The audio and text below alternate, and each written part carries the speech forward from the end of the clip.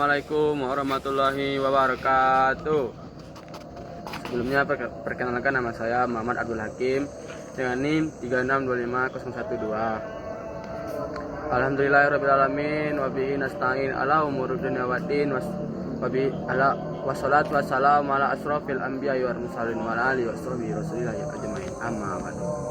Puji syukur marilah kita panjatkan kehadirat Allah SWT, yang mana pada kesempatan yang berbahagia ini kita semua masih diberi nikmat berupa iman, Islam serta ihsan, sehingga dapat berkumpul bersama dalam majelis yang insya Allah dirahmati oleh Allah SWT. Selawat serta salam tak lupa kita haturkan kepada panutan kita, yaitu pimpinan kita Nabi Muhammad SAW, yang telah membawa kita dari zaman kegelapan menuju zaman terang benderang. Semoga kita semua tergolong umat yang mendapatkan syafaat beliau di hari kiamat. Allah amin.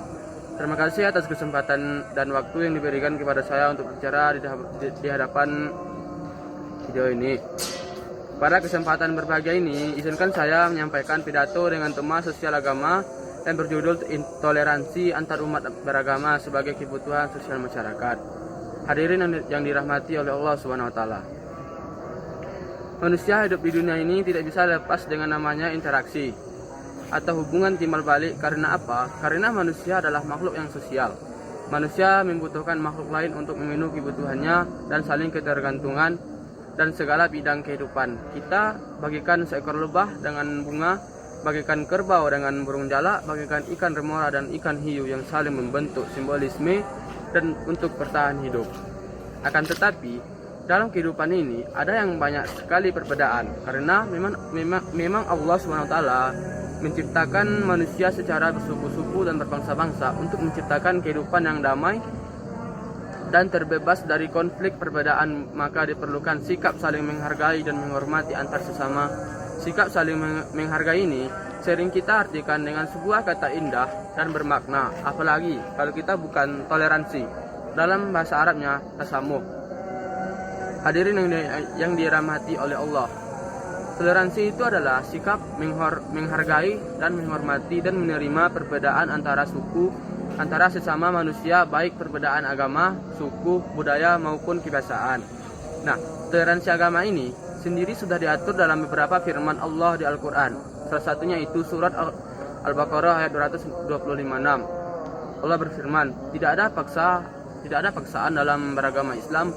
Sungguh telah jelaslah jalan yang benar dari jalan yang salah. Hadirin yang dimuliakan oleh Allah SWT. Tidak ada paksaan dalam menganut agama. Hadis ini disenada dengan ayat dalam Al-Quran. Quran Al-Baqarah 256 menunjukkan bahwa Islam tidak memaksa siapapun untuk memeluk agamanya dan menjunjung tinggi kebebasan beragama.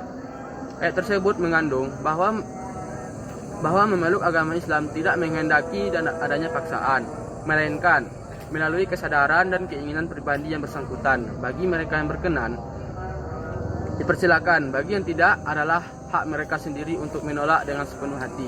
Tetapi sudah jelas antara jalan yang benar dan yang salah. Toleransi beragama ini sendiri sudah dijalankan oleh Nabi Muhammad SAW. Salah satu contoh adalah saat Nabi melakukan perjanjian dengan umat Yahudi dan Nasrani, di mana mereka memperkenankan untuk menjalani ibadah mereka masing-masing, namun dengan satu syarat, yaitu haruslah saling menghargai, menjaga kerukunan dan kesatuan Madinah. Perjanjian ini dikenal dengan Piagam Madinah. Hadis Bukhari Muslim. Jibril terus-menerus berwasiat kepadaku agar berbuat baik kepada tetangga sampai-sampai aku mengira ia akan mewariskannya. Hadis riwayat Bukhari. Termasuk tetangga non-muslim, mereka juga berhak mendapat kebaikan dan perlindungan sebagai tetangga. Artinya, barang siapa membunuh seorang mu'ahad non-muslim yang memiliki perjanjian damai dengan kaum muslimin, maka ia tidak akan mencium bau surga. Padahal bau surga itu dapat tercium dari jarak perjalanan 40 tahun. Sesungguhnya aku ini hanyalah rahmat yang dihadiahkan oleh Allah. Hadis riwayat Al-Hakim nomor 100. Rasulullah diutus bukan hanya untuk umat Islam, tetapi sebagai rahmat untuk seluruh manusia, termasuk yang berbeda agama. Nah, hadirin sekalian, perbedaan itu hadir bukan sebagai pemisah, tapi untuk mengeratkan hubungan dengan memperkaya warga dunia, berbeda tapi tetap suatu selera. Satu tujuan yaitu menciptakan kehidupan damai yang damai, saling membentuk ikatan dan simbolisme yang mutualisme yang saling menguntungkan.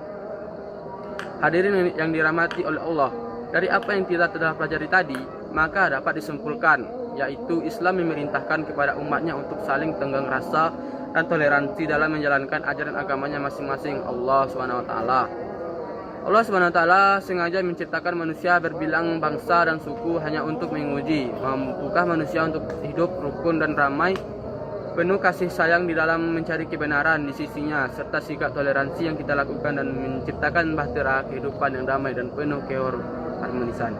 Hadirin sekalian, untuk itu marilah mulai sekarang kita menanamkan sikap saling menghormati dan menghargai antar sesama. Kita tahu bahwa air dan minyak itu tidak pernah bersatu. Namun kita tahu juga walaupun tidak bisa bersatu, mereka tetap bisa berdampingan, ada kehangatan di setiap perbedaan. Demikian yang dapat saya sampaikan pada kesempatan kali ini. Semoga dapat bermanfaat bagi kita semua. Apabila ada kekurangan ataupun kata salah yang saya mohon maaf ya setulus-tulusnya, karena kesempurnaan hanyalah milik Allah SWT dan kesalahannya hanya ada pada diri saya. Bila ada sumur di ladang, bolehlah kita menumpang mandi. Bila ada umur yang panjang, bolehlah kita berjumpa lagi. Wabillahi taufiq wal hidayah. Wassalamualaikum warahmatullahi wabarakatuh.